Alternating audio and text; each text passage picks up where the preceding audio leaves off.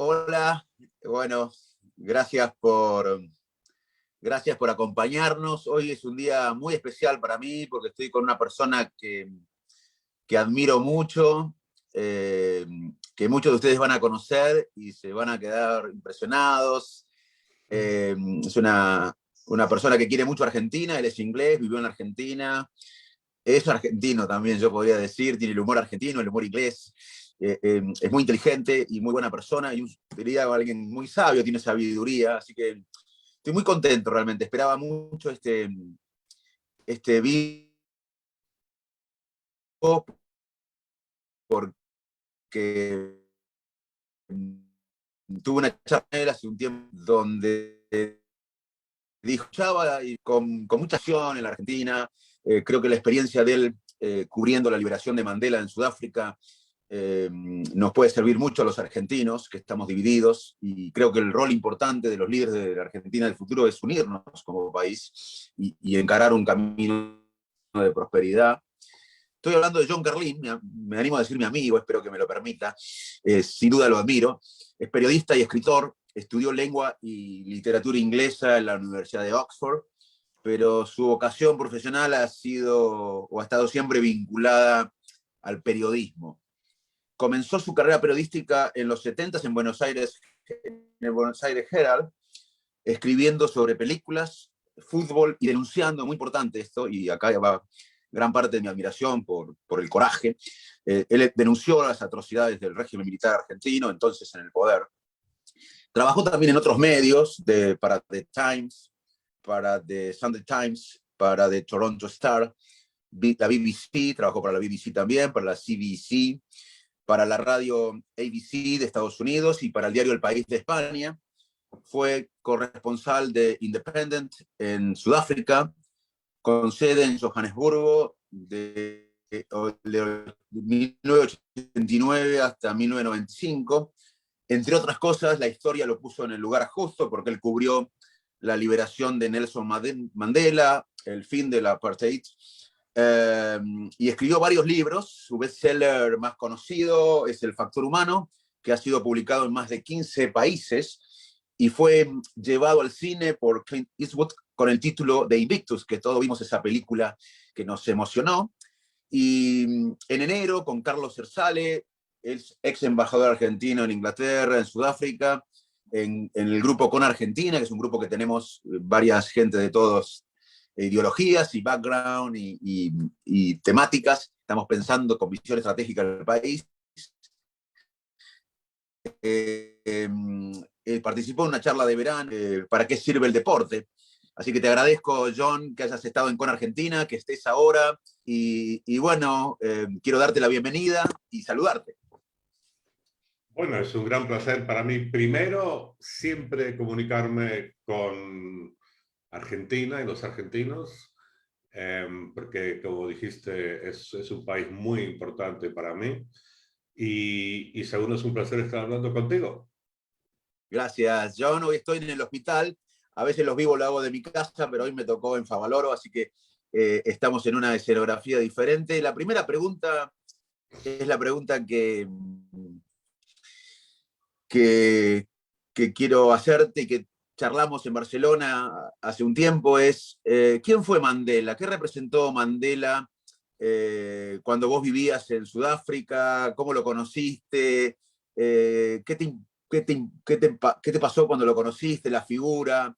Los argentinos estamos divididos y me parece que es una buena ocasión para escucharte, para que tranquilamente, acá no hay, no, por suerte no estamos en un lugar donde hay cortes para propaganda, para otras cosas, así que podés hablar tranquilamente, pero para mí es un placer que mucha gente te escuche, tu experiencia, que nos digas un poco cómo viviste esa etapa vos, qué viste en él, y después empezamos un diálogo.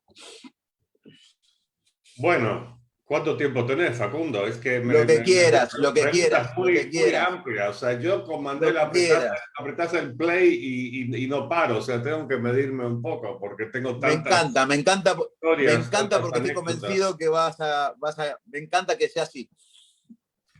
Bueno, a ver, ¿qué es Mandela? Mandela era yo creo que es uno de las grandes personas de la historia. Alguien que se puede realmente definir como como grande.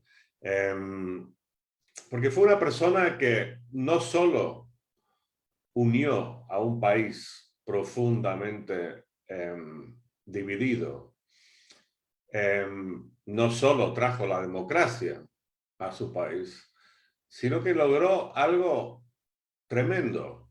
Logró que la gente cambiara de opinión. O sea, esto ya sabemos lo complicado que es en las pequeñeces de nuestras vidas personales. O sea, pequeños, no sé, pleitos que uno tiene con su esposa, con sus hijos, sobre cualquier taradez, y somos tercos en general. Y somos más tercos aún cuando se trata de nuestras opiniones políticas, porque están muy vinculadas a nuestra identidad, lo que somos. O sea, como también, no sé, si sos de River o de Boca, son cosas que están ahí como inmutables, ¿no? Y Mandela logró que los ciudadanos de su país cambiaran de opinión. Por un lado, que la mayoría negra de su país, que tenía muchísimo motivo para estar no solo resentidos, sino rabiosos con los blancos que le habían oprimido, que eran la minoría, les convenció que cambiaran de opinión y que en el sentido de que estuviesen dispuestos a convivir y no buscar la revancha después de siglos de opresión. Y quizá más difícil todavía, logró convencer a sus enemigos que cambiaron de opinión. O sea, que la gente que lo encarceló, los blancos de su país, les convenció que básicamente que perdieran el miedo a los negros en general y a la idea de un gobierno democrático negro en particular. Y hay muchas historias de personajes que, por ejemplo, blancos de la extrema derecha, o sea, racistas hasta la médula, que bajo la influencia de Mandela cambiaron radicalmente su punto de vista y llegaron incluso a celebrar la presidencia de Mandela. Entonces yo creo que esa es la esencia, una capacidad de persuasión brutal y que la utilizó para el bien. Digamos que para mí Mandela es el anti-Hitler del siglo XX. Hitler dividió y a través del resentimiento de un pueblo, bueno, creó una máquina de terror y de guerra que tuvo un impacto, bueno, atroz en Europa y en otras partes del mundo. Mandela también tenía una extraordinaria capacidad de persuasión, pero lo utilizó para el bien, para fomentar la paz y la unión en condiciones muy, muy, muy difíciles. O sea, Sudáfrica era una especie de parábola, era blancos y negros, era una historia muy elemental, pero una tarea complicadísima la que se impuso de construir un puente entre esos dos sectores de la población. Y yo creo que la gran lección de Mandela para el resto del mundo es que si esto se pudo hacer en Sudáfrica, se puede hacer en cualquier lado. Quiero decirles que John nos está hablando generosamente desde su casa en Barcelona. Él es inglés, vive en Barcelona, pero también es un poco argentino y queremos que sea un poco argentino porque su talento nos pertenece también y tenemos que inspirarnos en personas como John. Y a mí me gustaría que cuentes cómo fue la primera conferencia de prensa cuando fue liberado Mandela, que vos estabas ahí, es un hecho histórico, y qué actitud tuvo, que me contaste vos, con un director de un periódico que lo hostigó durante años, y me gustaría que nos compartas esta historia que a mí realmente me impactó, cómo lo contaste vos. Sí, es que esa fue la primera conferencia de prensa después de su salida de la cárcel, después de 27 años en la cárcel. Y fue la mañana después de su liberación y fue la primera vez que el mundo lo vio. O sea, fuimos los periodistas que estábamos ahí que lo vimos en carne propia, pero a través nuestro llegó todo el mundo, porque estaba toda la prensa mundial, estaba representada. Ahí era un lugar muy lindo, el jardín de la casa del arzobispo Tutu, unas laderas de Table Mountain, esta magnífica montaña que está ahí en Ciudad del Cabo, y un día precioso de verano, fue el 12 de febrero de 1990, Y realmente no sabíamos cómo iba a ser Mandela. Mandela era un mito, se había generado muchísimo ruido en el mundo, protestas exigiendo su liberación durante más de una década. Su nombre era muy conocido en todo el mundo, pero nadie ni idea cómo iba a ser este tipo. Aparte ya era mayor, tenía 71 años, había estado fuera de todos los focos, de todos los avances en los medios. Cuando él entró en la cárcel no había televisión en Sudáfrica. De repente hay una artillería de cámaras de televisión ahí enfocándole. Bueno, entonces, ahí está. Antes de responder tu pregunta específica, te voy a decir algo que él dijo que creo que es muy sabio, muy importante, que también es aplicable, creo, a muchas circunstancias, muchos otros países que están divididos. Yo le pregunté, usted, señor Mandela, su idea es empezar a negociar con el gobierno blanco la transición hacia la democracia. En ese momento parecía... Perdón que te interrumpa porque es importantísimo. O sea que vos no solo estuviste en la conferencia de prensa cuando la primera que hizo Mandela, sino que pudiste preguntarle algo a él en la conferencia de prensa. A vos te parece normal, pero eso es histórico. Bueno, ok. Sí, y creo que, no sé, fuimos unos 12 periodistas que hicimos preguntas, había como 200 ahí, así que sí, fue un pequeño gol que marqué ese día, sí, sin duda. Y entonces su plan era negociar con el gobierno, la transición hacia la democracia, que abandonen, que el gobierno blanco abandone la política del apartheid, un sistema en el que el 10% de la población blanca tenía controlado todo el país y los negros no podían votar. Bueno, parecía misión imposible, como digo. Entonces yo le dije, ¿cuál va a ser su plan, señor Mandela? Le pregunté con cierto escepticismo, ¿cuál va a ser su fórmula? Y él me dio una respuesta de una nitidez extraordinaria. Me dijo, lo que tenemos que hacer es reconciliar los miedos de los blancos con las aspiraciones de los negros. Así. Increíble. Pero fantástico. Qué claridad. Qué claridad, exacto. Y ahí es donde está. Es que Mandela es un genio para mí, es un genio de la política. Y yo creo que los genios son gente que, entre otras cosas, tiene una gran capacidad de sintetizar, de simplificar, de ir al meollo de la cuestión, ¿no? Y hay un tema, una pregunta que yo pensaba que era complicadísima, me dio esa respuesta tan nítida. Ahora, yo cuando me hice la pregunta me tuve que identificar con mi nombre y mi medio y lo tenían que hacer todos los demás. Después de unos como 15 minutos de la conferencia de prensa, un tipo que era el director de la sección política del diario blanco más de derecha, más a favor de la apartheid, más en contra de la liberación de Mandela.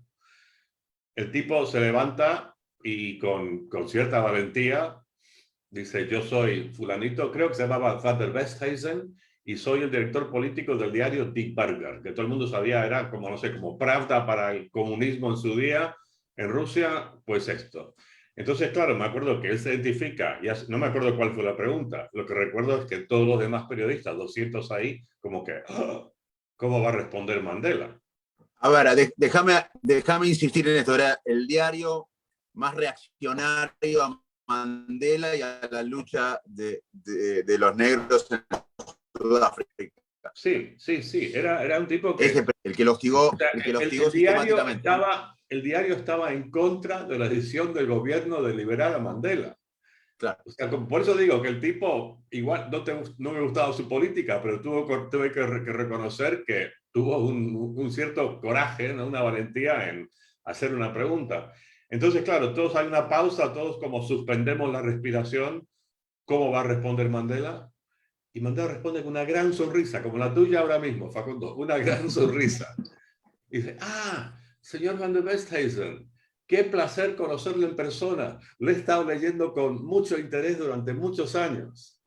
O sea, fantástico. Increíble. Ahí como desarmado. Y después también recibe una pregunta de un tipo que era de la televisión estatal, también la televisión siempre a favor del apartheid, súper censurada en cuanto a cuestiones de protestas negras y tal. Y también Mandela responde, sí, qué interesante, ¿verdad? Me imaginaba a usted un poco más gordo, lo veo más delgado. Entonces, él ya en esa primera conferencia de prensa ya está empezando lo que iba a ser su estrategia durante varios años, que era desarmar al enemigo. O sea, hacer diluir esos miedos que tenían ahí acumulados, no solo durante sus vidas, sino transmitidos a lo largo de generaciones, ¿no? De gente blanca. Y eso ahí, ese día, nos dio la pauta. Ahí ya entendí que este viejo, tanto ruido se había generado alrededor de él, pero lo increíble fue que no solo estaba a la altura del mito, sino que al final de esa conferencia de prensa yo supe que acababa de estar en la presencia del líder político más grande que había conocido o que conocería en mi vida. Lo tuve clarísimo, incluso lo escribí. Claro. El diario, y es la única conferencia de prensa, yo he ido a miles, Facundo, miles, la única en la que al final de la conferencia de prensa, todos los periodistas, 200 de todo el mundo, casi todos periodistas eminentes, llegados de todo el mundo, eminentes en sus países, todos espontáneamente aplaudimos. Esto no lo Increíble. hacemos los periodistas, No, menos no. los políticos, somos objetivos, ya sabes, todo esto, ¿no?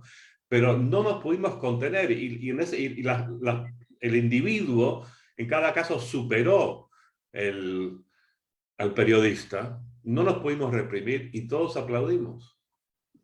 Increíble. Y me contaste otra anécdota que cuando Mandela llega al poder y llega a la casa presidencial, o a la residencia presidencial, vos lo aclararás, eh, la gente blanca que estaba en el staff de la casa de gobierno ya estaba empacando sus cosas para irse y pasó algo, ¿no? Que Sí, inesperado. sí, sí. ¿Qué no nos contás? Sí, bueno, esto fue cuatro años después, 4 años y 3 meses después de salir de la cárcel, él es presidente, recién inaugurado. Y claro, en esos 4 años ha hecho todo un trabajo de seducir a los blancos, que ya había avanzado bastante en esto y había convencido a la gente a que perdieran sus temores. Claro, convenció a algunos más que otros, siempre hay un grupo duro. Pero bueno, sí, te cuento la historia. Había un tipo ahí, un funcionario de la casa presidencial, que era el jefe de protocolo, y lo había sido durante los como 10 anteriores años, o sea que había estado ahí a las órdenes de los anteriores presidentes blancos. Pero yo lo entrevisté a este señor unos años después y él me contó la historia. Que él era parte de un tipo grandote, parecía un jugador de rugby, un tipo enorme, un afrikaner, que es como la tribu dominante blanca, los del apartheid, ¿no? Y me acuerdo unos años después estaba ahí hablando con él para este libro, el del factor humano que mencionaste antes.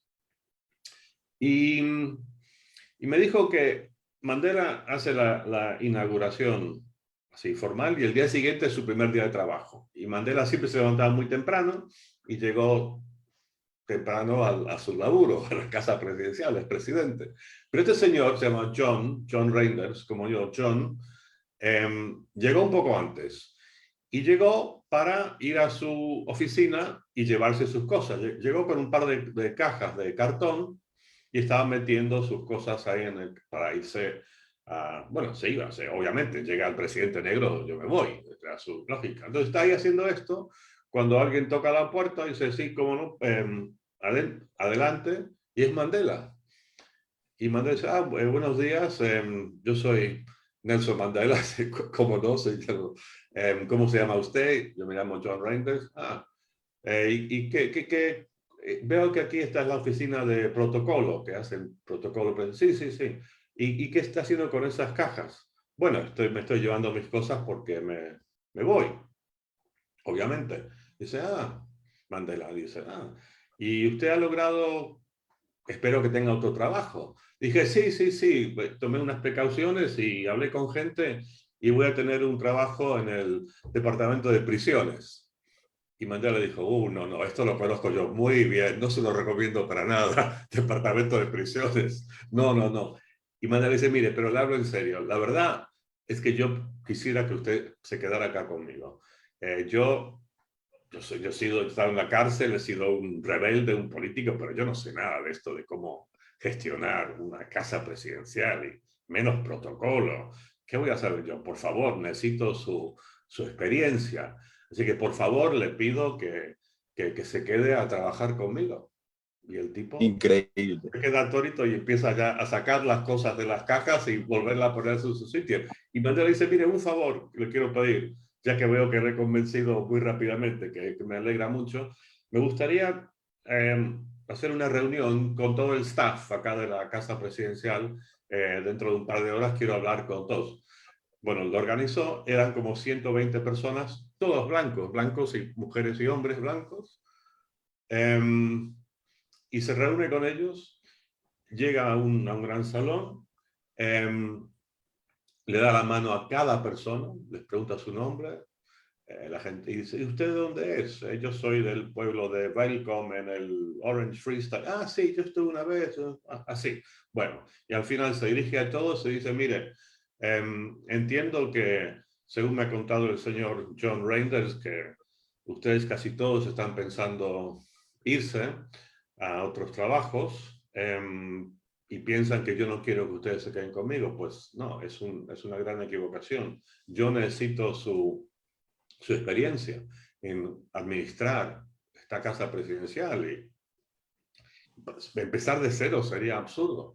Así que por favor les ruego a todos que se queden. Claro, si alguno se quiere ir, perfecto. Todos se quedaron. Todos se quedaron. Increíble. Y después yo hablé con algunos de esta gente, como secretarias de 50 años y tal, años después, y lo adoraban a Mandela, porque aparte era uno de estos políticos, esto lo tenía Bill Clinton, que tenía una increíble memoria para los nombres de las personas. Y se encontraba con la secretaria o qué sé yo, la persona que encargaba de fotocopias en el pasillo y sabía su nombre. Y si la persona tenía su madre, estaba enferma, estaba enterado y les preguntaba. Y bueno, pero yo lo entrevisté, yo hice la primera entrevista que hizo un corresponsal extranjero con él una vez que Mandela llegó a la presidencia. Creo que esta historia también te la conté, Facundo. Pero eso también es un hecho llamativo, que fuiste el primero Mm. de los medios extranjeros que pudo entrevistar a Mandela, ¿no? Sí, es que bueno, es que yo lo conocía bastante bien a Mandela, nos conocíamos bien. Ya habíamos tenido muchos contactos en esos 4 años entre su liberación y esto. Y entonces, no, recuerdo la entrevista fue interesante y la pusieron en portada y todo, pero lo más interesante esto fue como 10 días después de llegar a la presidencia. Estábamos ahí haciendo la entrevista, me estaba contestando, cuando alguien toca la puerta y entra una señora con una bandeja y un par de tazas de té y unas galletitas, y Mandela se interrumpe en el medio de la frase y se pone de pie, porque hay una dama, una señora de unos 50 años, blanca, que había entrado en la habitación, hay que ponerse de pie. Y la saluda de manera muy efusiva. Señora Coetzee, me acuerdo que se llama Coetzee, qué placer verla, ¿cómo está usted esta mañana? Ella pone la bandeja, muchísimas gracias. Y Mandela no se vuelve a sentar hasta que la señora sale de su despacho. Y después me enteré que esta señora también había estado trabajando ahí para los anteriores presidentes blancos durante años. Pues hablé con ella y me dijo que nunca, jamás había tenido un presidente que lo había tratado con tanta cortesía y gentileza. Y ella, una blanca, un representante del viejo régimen racista. Facundo, por Dios. Mira, yo aparte de todo lo que hablé de vos, de tu currículum, te considero sinceramente un experto en la mente, en el cerebro, o sea, en la conducta humana. Yo te diría que vos sos un experto con tu sensibilidad, tu inteligencia, Bueno, sos un experto en la conducta humana. diría que quizá vos también, Facundo, y quizá un poquito más. Pero Está bien, bueno. pero yo estudié el cerebro, la neurociencia, pero vos sos realmente hablando con vos en privado y leyendo tus artículos y leyendo tus libros y siguiéndote, sos un experto en la conducta humana. Y a mí me gustaría entrar ahora cómo era Mandela humanamente, la empatía, el coraje, me gustaría hablar porque lo que vos contás en estas anécdotas es que él se ponía en el lugar del otro, que reconocía al otro, ¿no? Que estaba pensando en el otro, ¿no? Y me Sí, gustaría que vos, que sos un experto para mí en conducta humana, nos describas el personaje humano.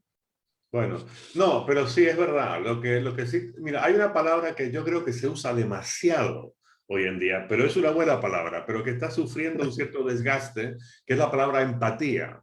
Es una muy buena palabra, pero yo creo que la gente la usa demasiado y como una vieja moneda empieza a perder el relieve. Pero, pero sí tenía empatía, esa capacidad de meterse en la piel del otro. Era como un don, era como uno de sus grandes genialidades.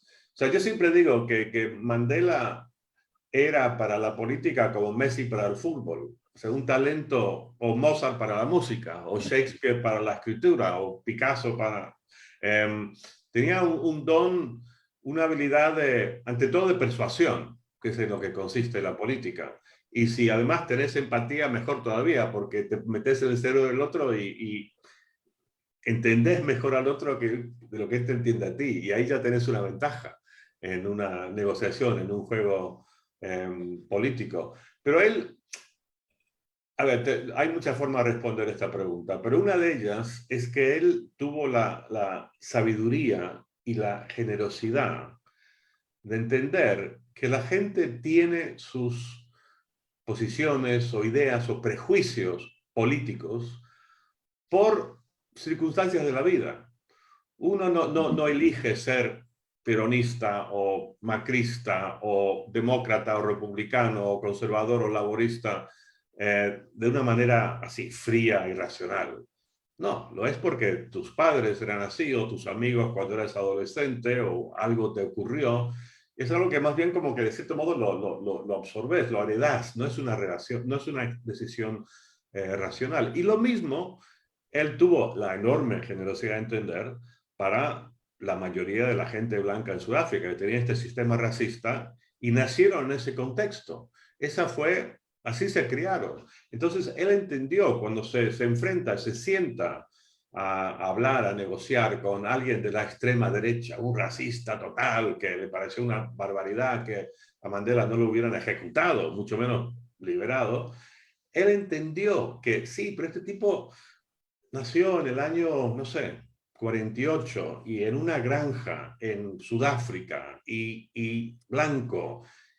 Y bueno, y en esas circunstancias es muy difícil que no va a ser un racista, que no va a estar a favor del apartheid. O sea, que entendió eso y pudo ir más allá. Y lo que hizo, mira, te voy a contar una anécdota que creo que es muy importante para ilustrar esto y creo que es absolutamente clave. Bueno, Bueno, te quiero decir que nos está viendo mucha gente, y después esto va a quedar en las redes y lo va a seguir viendo gente porque está teniendo bárbaro, y creo que te escriben son geniales, así que estamos todos encantados con que nos hables. bueno, sí, o sea que va a quedar para la eternidad. No, no, realmente nosotros los argentinos necesitamos hablar de esto, hablar de Sí, unirnos, de dejar de estar ensimismados en nuestras sí, creencias, sí, y exacto. O sea, es muy sí, importante también verlo en otro contexto, en otro país. Digamos, hay sí, y mucha gente que se aparte siente en un reflejada. contexto mucho más duro que el argentino. Era una situación mucho más jodida la de Sudáfrica. De cierto modo, en Argentina es más como opcional si estás en un Claro. u otro. Pero en Sudáfrica no, era como una especie de parábola, de fábula, blancos y negros, era todo muy sencillo, ¿no? Pero bueno, Perdón, te interrumpí, vas a contar una no, sí, anécdota. sí, sí, sí, sí. Entonces, bueno, es que tengo un libro con dibujos, se llama Mandela y el General. Acá está haciendo un poco de publicidad, pero ¿por qué no? Ya que estamos. Se llama Mandela y el Obvio. General y es con un caricaturista que hizo los dibujos y es Mandela y el General. Y el general, la relación entre Mandela y el general blanco, que es justo pertenece al tipo de persona a la que acabo de escribir, que nació por los años 40 en una granja en Sudáfrica, un afrikaner, la tribu dominante blanca, racista, que inventó el apartheid. Y este tipo había llegado al puesto de máximo poder en la fuerza militar, fue el máximo general de la fuerza militar sudafricana y después se jubiló en el año 85, unos 6 años antes, 5 años antes que Mandela saliera de la cárcel. Bueno, entonces cuando se va acercando, Mandela sale de la cárcel, se va acercando el día cuando va a haber elecciones y los negros van a llegar al poder y Mandela va a ser presidente. Y se crea un grupo de extrema derecha armado para oponerse a para frenar esta transición que parecía inevitable hacia la democracia. Y este general, se llama Constant Fillon, a él lo nombran, y hubo una ceremonia extraordinaria, que yo estuve de noche, que estaban los montones de grupos armados, vestidos todos como nazis, era una especie como de pequeño Nuremberg, en el que se va al podio el general y lo nombran el líder de la resistencia blanca contra los comunistas y tal y cual, y Mandela, el demonio. Y el tipo empieza un movimiento armado que se va a oponer y va a intentar frenar la democracia y generar un baño de sangre. Bueno, pasan unos meses y Mandela, a través de intermediarios, convence al general que le fuera a visitar a su casa. Esto muy clandestino, no se sabía nada. Yo me enteré muchos meses después. Y el general, con otros 2 generales blancos, súper racistas, extrema derecha, aparecen una noche en casa de Mandela. Esto fue como 6 meses antes de las elecciones, fue el año 93. Y muchos años después yo hablé con este general. Hablamos en un bar en Ciudad del Cabo. Y él me contó, o sea, todo lo que te voy a contar me lo contó el general Y me dice, mira, toqué la puerta y para mi sorpresa fue el propio Mandela el que me abrió la puerta, no mandó a una sirvienta o algo, no. Él fue y me recibió con una gran sonrisa. Y me habló en mi idioma, el afrikaans, que Mandela había aprendido en la cárcel con el propósito de un día poder que le ayudara a ganarse a esta gente. Se tomó la molestia de aprender el idioma del opresor. Entonces le habla en afrikaans. General, qué placer verle, bienvenido. Y ya me dice el general que ya en la puerta ya está un poco desconcertado, o sea, él no esperaba esto. Y después tenían 2 delegaciones, Mandela tenía 3 o 4 personas y el general estaba con sus 2 generales y se iban a sentar en una mesa así formal. Pero Mandela le dijo, mire, antes de sentarnos aquí en la mesa con los demás, ¿por qué no hablamos usted y yo un poquito? Y se van al salón, esta es la casa de Mandela en Johannesburgo, y se sientan y toman un té. Una persona les trae el té. Y me acuerdo que el general me dice, sí, Mandela me dijo, toma usted té, ¿no? Y me dice, sí, y me sirvió el té. Me sirvió el té. Dijo, ¿toma usted leche con su té? Sí, un poquito. Y Mandela me puso la leche. Azúcar, una. Mandela me puso. Entonces, y ya este general que viene con todos los prejuicios acumulados de toda una vida, Facundo, tipo tiene que, ahora tiene, en este momento había tenido como 68 años, un tipo ya bien formado, consolidado en sus ideas, y ya como que se le empieza a romper todos los esquemas. Y me dice que, mire, Mandela le dice, mire, general, entiendo que usted, su plan es ir a la guerra contra el proyecto democrático que yo lidero. Es verdad, lo cierto. El general dijo, sí, porque el general es un tipo honesto, directo, no se achicaba. Yo, pues sí. Bueno, Mandela le dijo, bueno, mira, ok, entiendo, porque entiendo de dónde viene usted, sí, pero también yo creo que usted debería entender que ustedes tienen las armas y tienen la gente que sabe usarlas, pero nosotros tenemos los números y tendremos el apoyo internacional. Con lo cual yo le propongo que esta guerra que usted se plantea va a acabar en la paz de los cementerios. ¿Qué opina usted, general? Y el general dijo, sí, creo que sí. Y Mandela dijo, bueno, con lo cual, ¿por qué no hablemos nosotros solo hoy? Empecemos una serie de diálogos y a ver si podemos lograr un entendimiento que evite este baño de sangre y el inevitable desenlace de la paz de los cementerios. Y el general le dijo, bien. Bueno, el hecho es que se reunieron así muy en secreto, 3 o 4 veces más. Y me dijo el general que después de estas reuniones, él cada vez que veía a Mandela más le convencía. Y dijo que al final, para él, la gran decisión era, puedo confiar en Mandela, puedo confiar en él, porque él me está pidiendo que yo abandone las armas. Y se lo pensó, era una gran responsabilidad, él tenía la responsabilidad de su gente, mucha gente. Y él decidió apostar por Mandela. Y él anunció que abandonaba las armas. Y se acabó lo que prometía ser una espantosa guerra civil. Y no solo eso, Facundo, sino que pasan unos meses, las primeras elecciones democráticas en Sudáfrica fueron en abril del 94. En febrero, el general no solo ha decidido abandonar las armas, sino que decide crear un partido y participar en las elecciones, con lo cual legitima las elecciones. Y el general es elegido al Parlamento, el primer Parlamento multicolor, porque yo iba al Parlamento en tiempo de la apartheid y eran todos blancos. Y ahora de repente tenés lo que llamaban la nación arcoíris, como lo llamaba el obispo Tutu, reflejado en el Parlamento.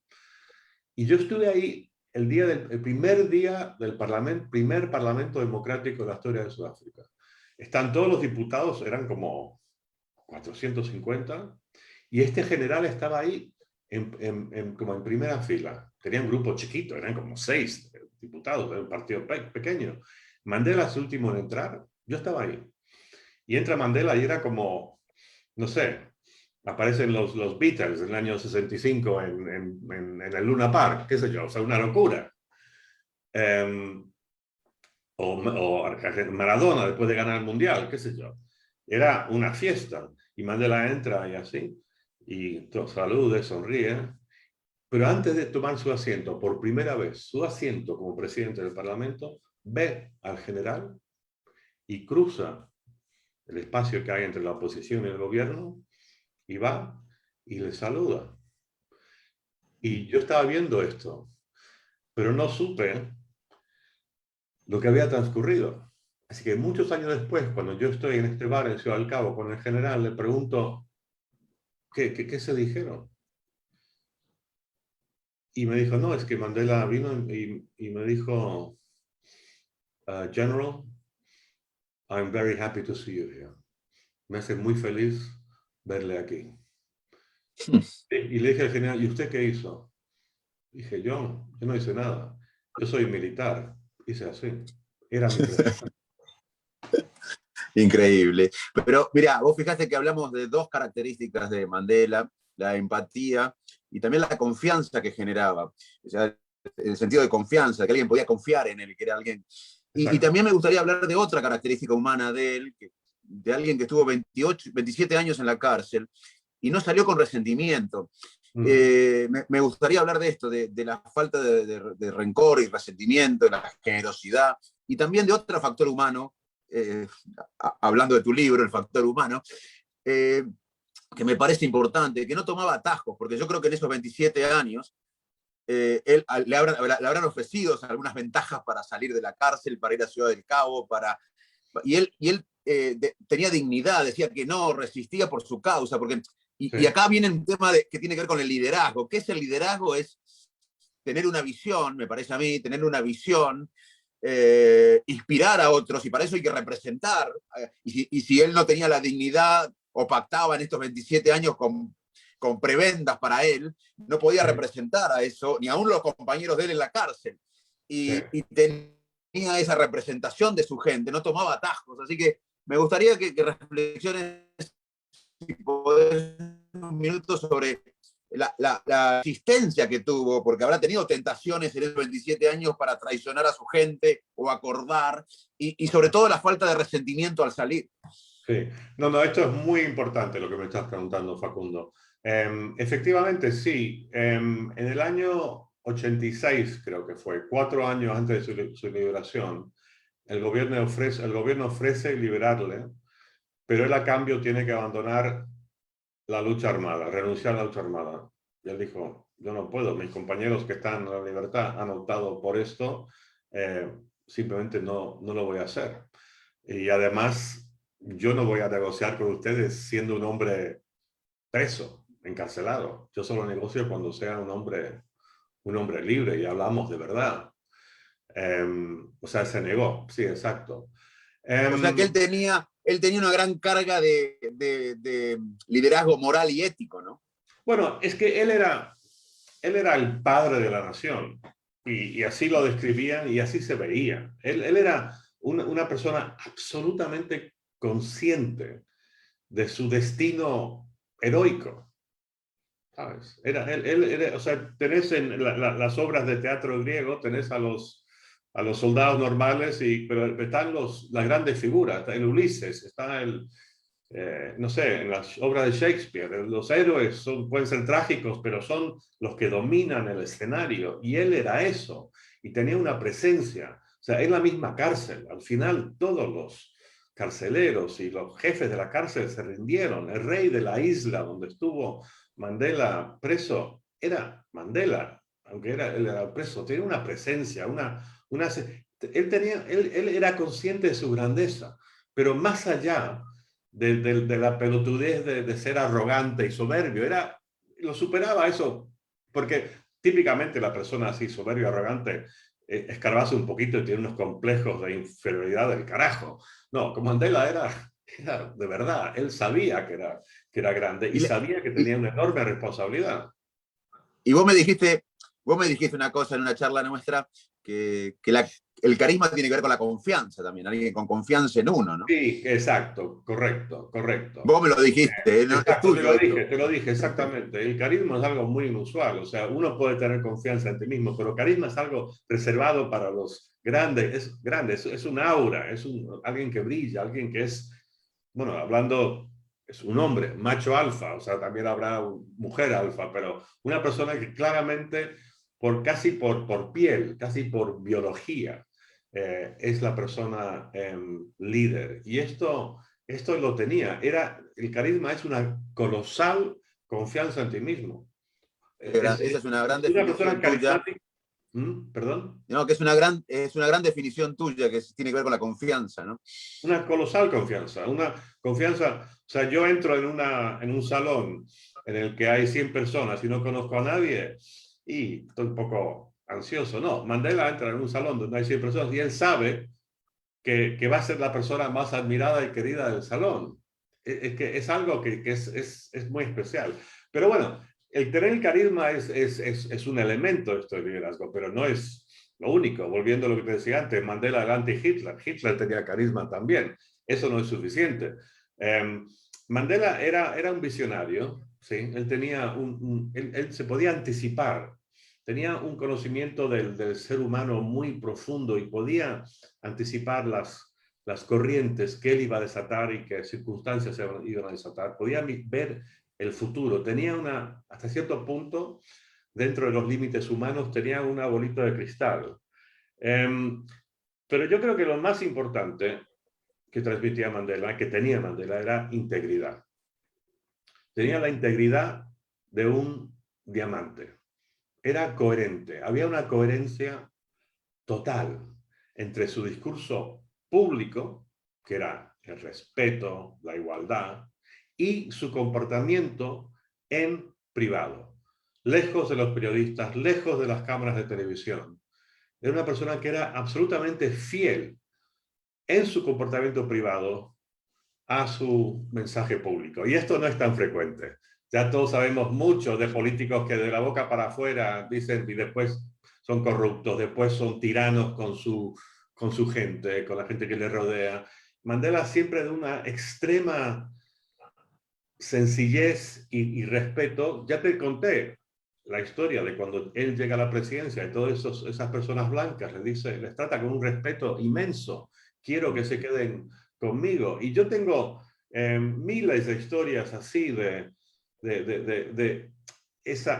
cómo Mandela era coherente con su mensaje público en privado. O sea, simplemente, no sé, se subía al avión y era muy atento con la azafata. Entraba la gente y le daba la mano y saludaba a todos. La gente que trabajaba con él, hay una mujer blanca, africana, que fue su secretaria privada, su persona más íntima en el trabajo, los últimos, qué sé yo, 20 años de su vida. La conozco muy bien, mi amiga Zelda. Bueno, esta adora a Mandela, una rubia, blanca.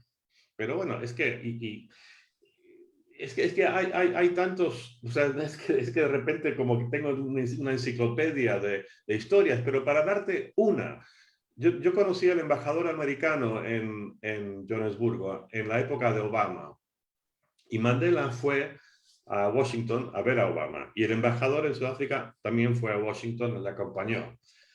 Y hay un lugar, una gran residencia cerca de la Casa Blanca, donde siempre se quedan por tradición los jefes de Estado que vienen de visita. Se llama Blair House, como Tony Blair, Blair, pero no por Tony Blair, Blair House. Y este señor embajador americano, que éramos amigos, fue a ver al señor encargado de Blair House, un señor que había estado ahí como 30 años, se había recibido a todos los jefes de Estado del mundo. Y le preguntó, después de que Mandela hubiera ya se había vuelto a Sudáfrica, fue a verle a este señor, el encargado de Blair House, y preguntó, bueno, de toda esta gente que ha recibido, todos los reyes y presidentes, ¿quién le llamó más la atención? Dijo Mandela. Dijo, ¿por qué? Muy sencillo. Llega acá, tiene su habitación, insiste en ir a conocer a la gente que trabaja en la cocina. Y entra en la cocina y saluda al cocinero, a la gente que lava los platos, se presenta, mi nombre es Nelson Mandela, ¿cómo se llama usted? Y tenía estas atenciones, estos detalles con la gente siempre, y los tuvo conmigo mismo, por cierto. O sea, estuvo también muy generoso y muy gentil en privado conmigo. Por vos también conocí a alguien un personaje que no conocía, lo aprendí con vos, que describe muy bien Tolstoy y que era un general, que cuando me contabas este personaje me decías, él no ve lo mismo que nosotros, veía otra cosa en el otro. Sí, ¿Podés comentarnos sí, de quién sí. es, Bueno, quién fue y qué características tenía? sí, es que te leí unos párrafos de este libro, de esta descripción, que ahora no los tengo a mano, pero después lo podemos buscar. Bueno, yo o sea, soy muy chulo con esto. Yo me jacto de que yo soy un experto en Mandela. Y cuando de repente alguien me cuenta algo que yo no sé, me irrita muchísimo. Pero bueno, esto me ocurrió. Hace unos años estaba entrevistando al canciller de Noruega. Y este me dijo que él había estado unos años antes con el primer ministro de Noruega en Sudáfrica. Y los tres, Mandela, este señor, el canciller con el que yo estaba, y el primer ministro, se fueron en barco a Robben Island, la cárcel donde había estado Mandela 18 de sus 27 años de cárcel. Y estaban hablando ahí y le preguntaron, bueno, ¿qué hacía? Bueno, leí muchos libros. ¿Qué tipo de libros leía? Bueno, leía muchas biografías, pero también grandes novelas. Ah, ¿y algún libro que le llamó especialmente la atención? Sí, Guerra y Paz, de Tolstoy. Ah, y Mandela dice, sí, hay un personaje ahí que no es de los más conocidos de ese libro. Mandela dice eso, Mandela Mandela le dice, dice al... Mandela le comenta al canciller, que después me cuenta la historia a mí, que hay un personaje ahí que, o sea, los personajes ahí son el príncipe André y Pierre Besujo, son las grandes figuras, y no sé. Pero había uno que aparece relativamente poco, que es el general Kutuzov, que fue el que combatió contra Napoleón. Y básicamente la estrategia de Kutuzov para vencer a Napoleón fue que siguiera entrando, que venía el invierno, y esto es lo que el invierno iba a estar a su favor. Y incluso Kutuzov convence al zar de que dejen que Napoleón tome Moscú. ¿Estás loco? No, no, confíen, todo. Y el tipo tenía una paciencia y una conciencia del tiempo y de cuál era el momento. ¿Cuál era el momento, digamos, fértil para actuar? No antes, no después. Hay que saber. Y eligió su momento. Y eligió su momento para por fin contraatacar. Pero mucha paciencia.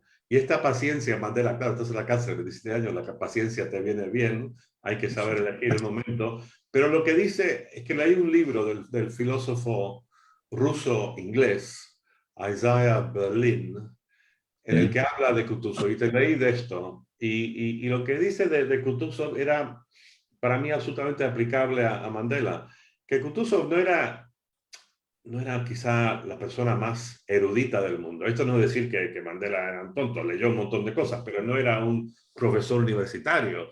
Por ahí no tenía un coeficiente intelectual No, altísimo, digamos, tenía un buen coeficiente intelectual, sobrenatural. pero no era un súper erudito. Y sin duda este señor Berlín, el filósofo, tenía una educación formal mucho más amplia y profunda que Mandela.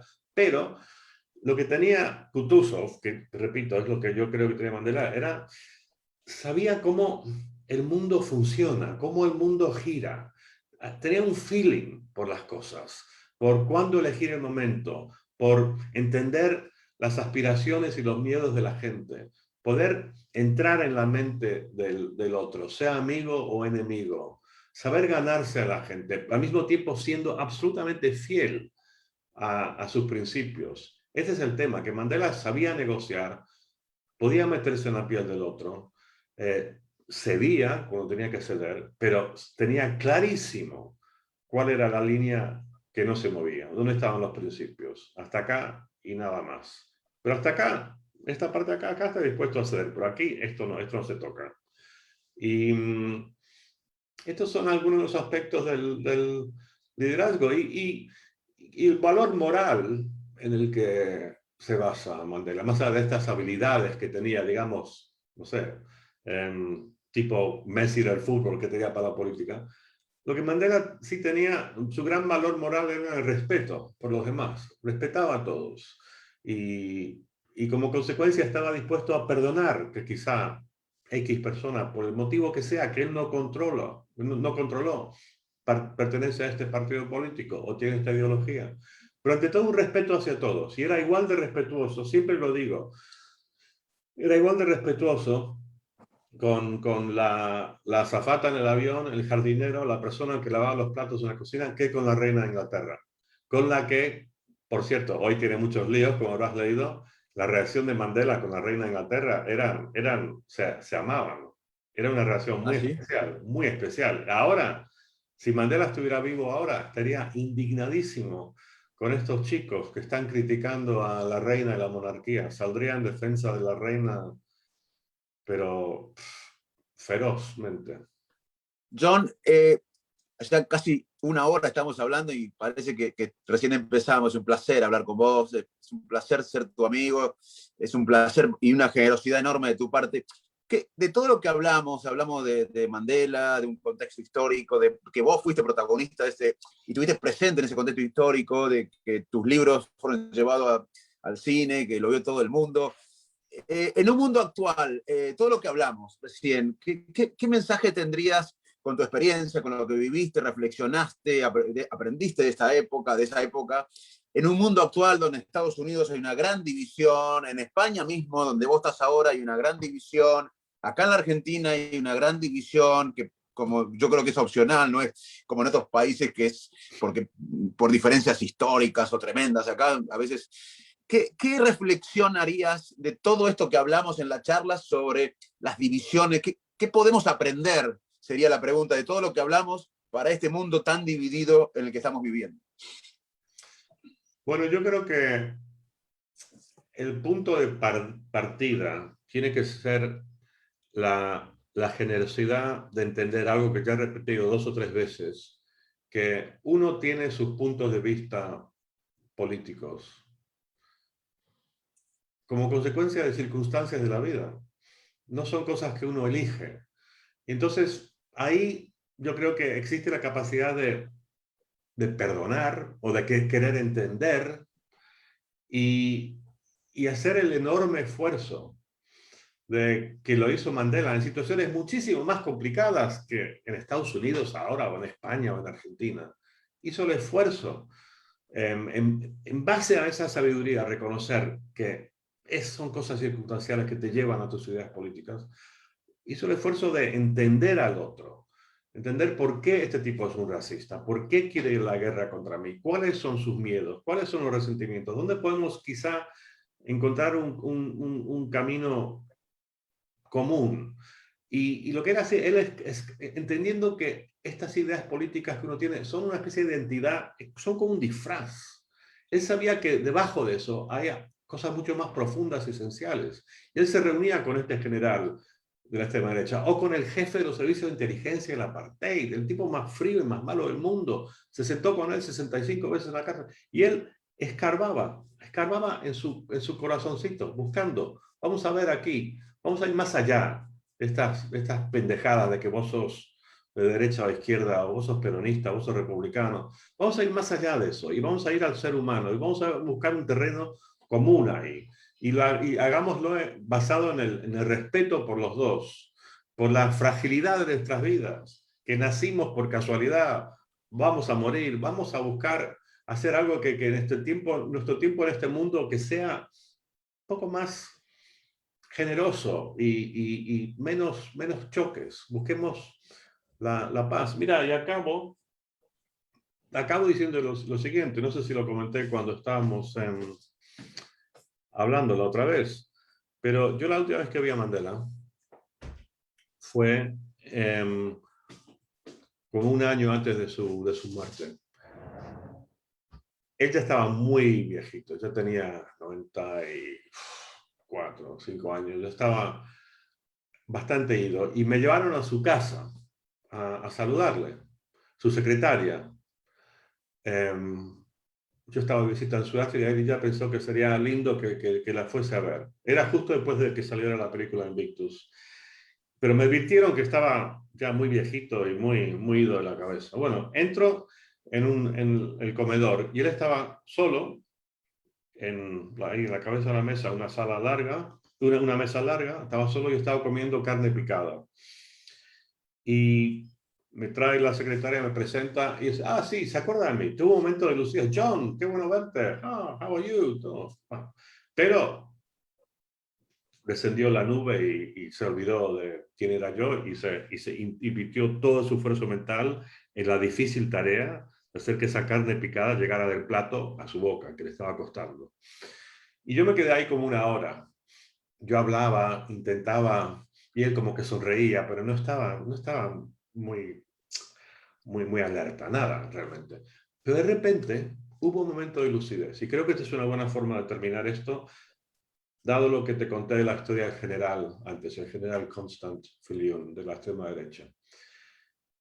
Le digo de repente, señor Mandela, ¿se acuerda usted del general Constant Filion? Y de repente se le prenden las luces. Yes, the general. Yes, I remember him. Lo recuerdo. Me dice, sí, mi gente, my people said, don't talk to this man. Mi gente dijo, no hables con esta persona. Él quiere ir a la guerra, ¿no? Es un racista, es un fascista. But I didn't pay attention. Yo no les hice caso. Yo le invité a que hablara conmigo. Y dijo con una sonrisa, y mi gente se equivocó. They were wrong. And I was right. Yo tuve razón. Because now we have peace. Porque ahora tenemos paz. Muy bien. John, maravilloso, hay mucha gente que me está escribiendo en las redes diciendo dónde puede leer de vos. Bueno, él escribe en La Vanguardia, escribe en Clarín, Bueno, tengo una columna en los libros Clarín de él los que pueden domingos. comprar. Sí. Sí. Bueno, Pero vos no tenés ya. redes, pero hay una página web tuya, algo donde Sí, hay una página web, o... hay una página web mía, johncarlin.eu, como Europa. Perfecto. Y ahí tienen, he escrito 3 libros sobre Mandela, El factor humano, el de Invictus, otro que es más cortito, en la que cuento varias de las historias que hemos contado ahora, se llama La sonrisa de Mandela. Y después tengo el cómic, el libro con dibujitos, que a mí me gusta mucho, que es Mandela el General, el más reciente que hice. Gracias por esta magia, John, gracias por la amistad, gracias por tu generosidad, te queremos y yo te admiro mucho. Mi próximo viaje a España te voy a ver, y vos cuando vengas a Argentina hagamos un asadito. Y por supuesto, Facundo. Bueno, gracias a usted, ha sido un placer. Me encanta hablar con vos y me encanta estar comunicándome con Argentina, que es en parte también mi patria. No sabés los comentarios positivos. Fuiste maravilloso. Gracias, John. Un abrazo. Claro. Chao. Chao. Chao, chao.